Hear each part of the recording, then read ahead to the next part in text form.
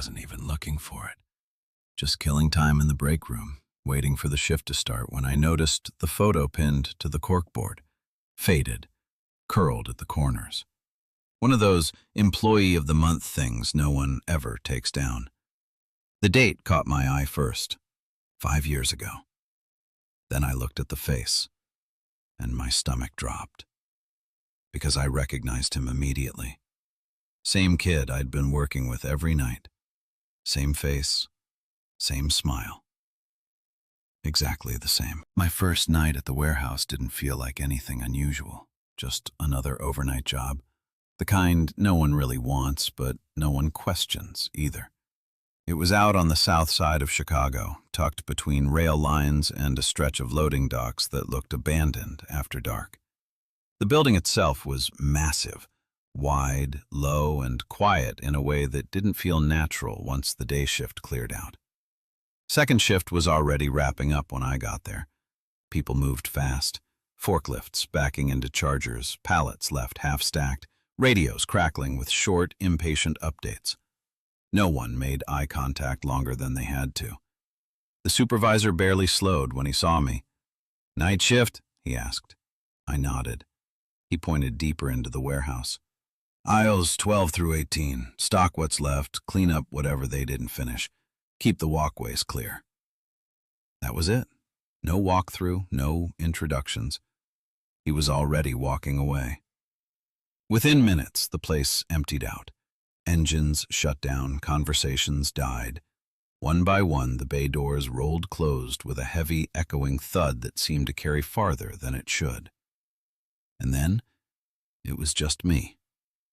The warehouse didn't go silent, but it came close. There was a low hum from the lights overhead, the occasional metallic tick from cooling equipment. Every so often, motion sensors would trigger in a distant aisle, lights snapping on in sections I wasn't in. I told myself it was normal, old building. Still, it felt bigger now, like the aisles stretched longer once no one else was there. I grabbed a pallet jack and started where I'd been told. Aisle 12. Boxes stacked shoulder high, labels I didn't recognize yet. It was simple work. Move, stack, straighten, repeat. After a while, the rhythm took over. The silence faded into the background. I stopped paying attention to how far I was from the front office, stopped noticing when the lights behind me shut off after I moved on. It could have been an hour, maybe more. I was halfway down aisle 14 when I heard it. Footsteps. Not echoes. Not something settling. Actual footsteps. Steady. Close. I paused, listening. For a second, I assumed someone from second shift had stayed late. Maybe I wasn't as alone as I thought. I stepped around the end of the aisle and looked over. That's when I saw him. He stood near a stack of boxes like he'd been there the whole time. Younger, maybe 18, hoodie, work gloves, nothing unusual. He glanced over and gave a small nod. "Didn't think anyone else was on tonight," I said. "Yeah," he replied. "Same." His voice carried a little too cleanly through the empty space. We talked for a minute, nothing important, just small talk, how long we'd been there, what sections we were covering. He said he moved around, helped wherever things backed up, didn't give a name. I didn't think to ask. It felt normal, easy, like I'd just found someone else to break up the night. After a bit, I went back to my pallet. He lingered for a second, then turned and walked down the aisle behind him. I figured I'd run into him again, but when I circled back a little while later, he was gone. No footsteps, no doors, no sound at all. I stood there for a moment, listening to the hum of the lights overhead. Then I shook it off. Big place, easy to lose track of someone. Still, I don't remember ever hearing him leave. The second night felt familiar in a way I wasn't expecting. Same drive, same empty lot, same rows of loading docks sitting dark under overhead lights. Inside, second shift was already packing it in again. No one lingered.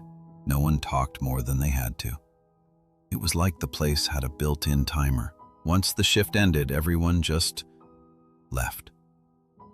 Same supervisor, same quick instructions. Aisles 12 through 18 again, just stay on top of it. He didn't ask how the first night went, didn't ask if I had questions, and I didn't bring up the other worker. I figured I'd see him again anyway.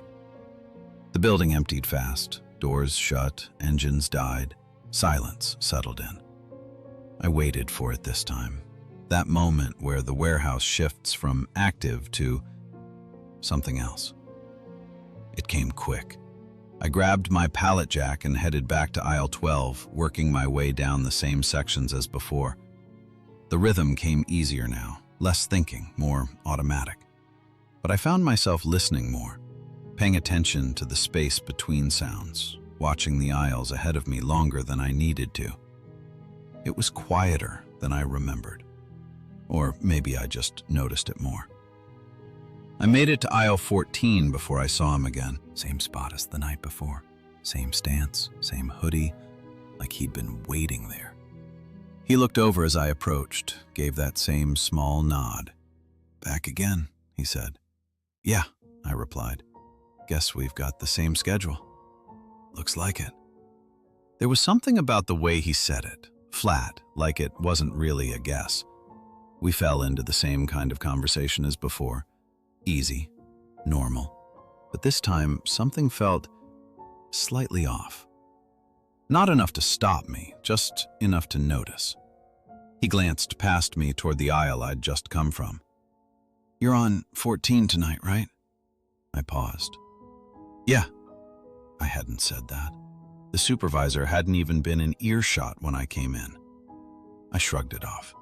Maybe he'd seen me working my way down. "Yeah, working through it," I said. He nodded like that confirmed something. For a second, neither of us spoke. Then he added, almost casually, "They used to keep returns over by the old dock. Made this section easier." I frowned slightly. "Old dock?" He gestured vaguely behind him. "Yeah, back there." I'd walked that entire area the night before. There was nothing there but sealed walls and stacked inventory. "No idea," I said.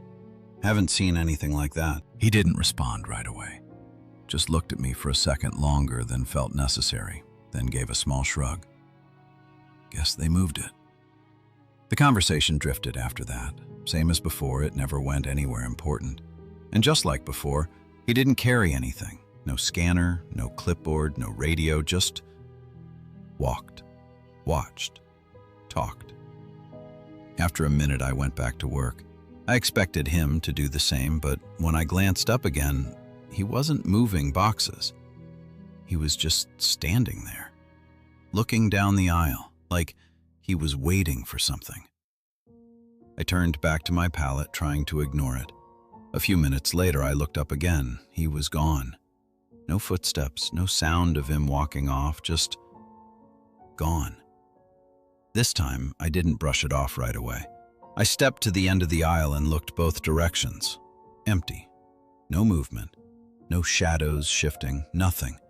The lights overhead hummed steadily like they always had. I stood there longer than I meant to, listening, waiting for something that never came. Eventually, I went back to work, but the rhythm didn't come as easy that night. And for the first time since I started, I wasn't sure I was actually alone in that building. By the third night, I was expecting to see him. That was the part that bothered me. Not that he was there, but that it already felt normal. Same routine, same emptying warehouse, same quick instructions. Aisles 12 through 18. That was it. I didn't ask questions this time. I just waited for the building to clear out, listened as the bay doors shut, felt the silence settle in. Then I headed for aisle 14. He was already there. Same spot, same hoodie. Not working, just standing near the shelving like he'd been there the whole time. "You start early," I said. He looked over. "I've been here." The way he said it made me pause. Flat, certain. I nodded and went back to work, trying to ignore it. For a while it felt normal again. Boxes, pallets, the rhythm of it. Then he spoke. "Careful with that one." I glanced over. "What?" He nodded toward the pallet I was adjusting. "It shifts." It looked fine, balanced. Still, I adjusted my grip. The moment I did, one of the top boxes slid loose, hitting the side hard. The stack tilted before settling again. I froze. If I hadn't moved, it would have come down. I looked back at him. He wasn't surprised, just watching. "How'd you know that?" I asked. He shrugged. "Happens." I turned back to the pallet, slower now, trying not to think about it. A minute later, he spoke again. "You drive the silver car, right?" My hands stopped. I hadn't told him that. Hadn't seen him outside. I turned. "Yeah. How do you know?" He didn't answer right away, just looked at me. "I've seen it." Something about that didn't sit right. I didn't push it, just nodded and went back to work, but the rhythm was gone. I noticed everything again. The hum of the lights, the empty aisles, how far I was from the front. The lights above us flickered, once, then again. I looked up. When I looked back, he was closer. I hadn't heard him move, didn't see him step forward, but he was definitely closer than before. Just standing there, watching. I felt my chest tighten. "Yeah, I'm gonna check the next aisle," I said, more to get distance than anything else. He didn't respond. I stepped past him, turned the corner, and stopped. Waited. Listened. Nothing. No footsteps, no movement. After a few seconds, I turned back. Empty. I walked to the end of the aisle and looked both directions. Nothing. No sign he'd been there at all. I checked the time. Same window as the night before. Almost exact. That's when it clicked. Same place, same time, same person. I stood there, the silence pressing in around me, and for the first time, I wasn't sure I was working with anyone at all. I didn't sleep much after that third shift. Every time I closed my eyes, I kept seeing him standing there in the aisle, not moving, just watching. By the time I got up, I'd already decided I wasn't going back in that night without answers. I showed up early. Day shift was still active, forklifts moving, radios going, people actually talking. The place felt completely different with lights fully on and people around. Smaller. Normal. I headed straight for the front office. There was a different supervisor behind the desk, older, slower paced. "Hey," I said. "Quick question. How many people are scheduled overnight?" He barely looked up. "Just you." I waited a second. "No, I mean, anyone else floating, different sections?" He shook his head. "Nope. Overnight's a solo shift, always has been." That didn't land right. "I've been seeing someone," I said. "Kid, works the floor, hoodie, maybe 18. That got his attention. He looked up at me fully now, studying my face like he was trying to figure something out.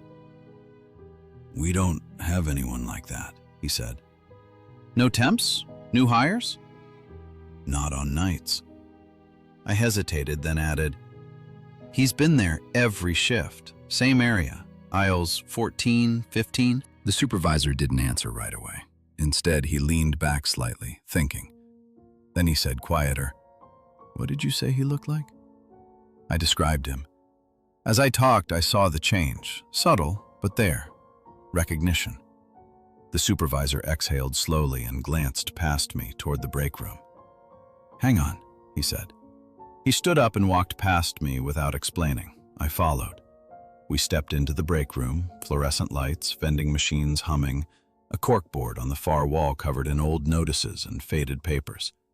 He walked straight to it, didn't hesitate, reached up and tapped a photo. "That him?" I stepped closer, and my stomach dropped.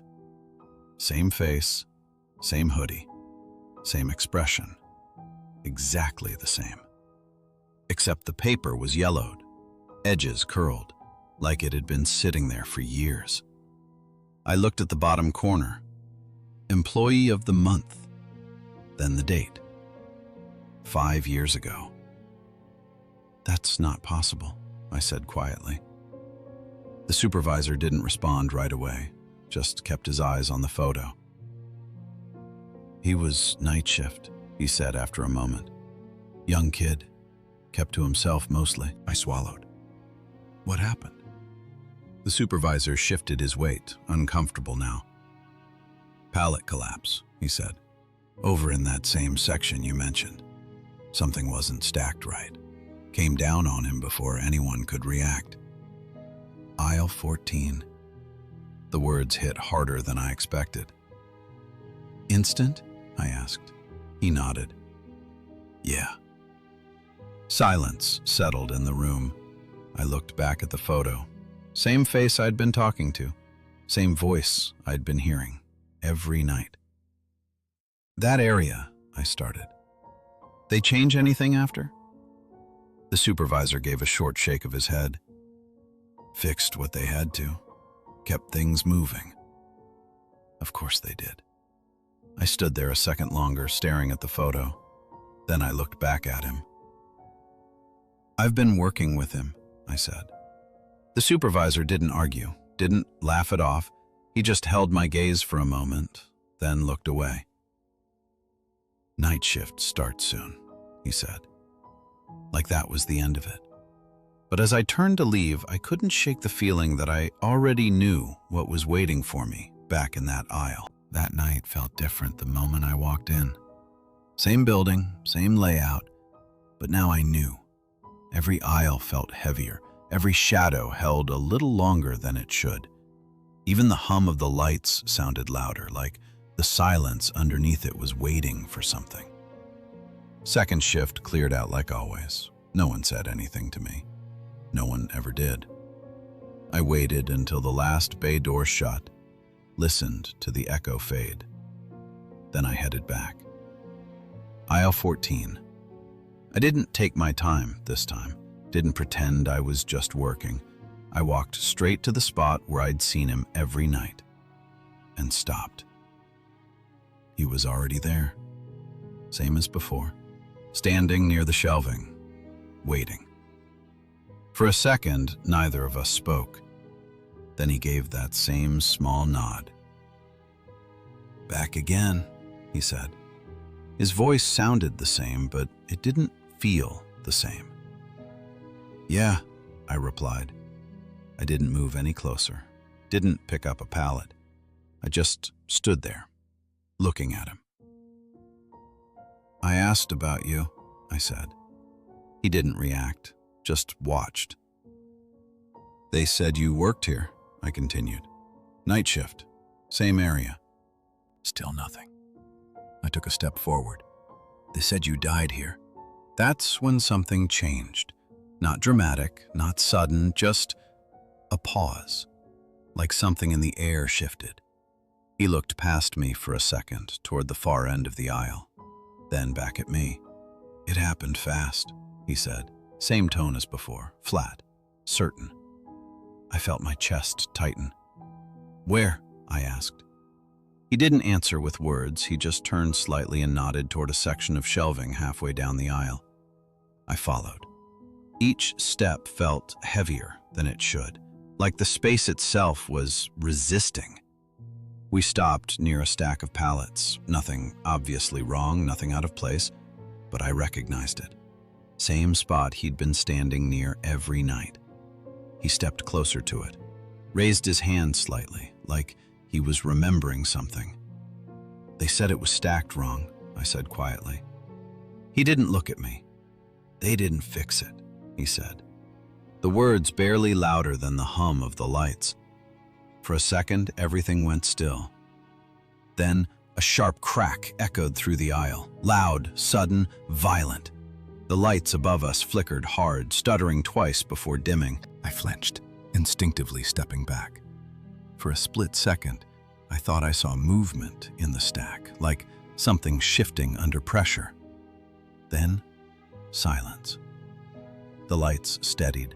The pallets sat exactly as they had before. Nothing moved. Nothing fell. I looked back at him. He was gone.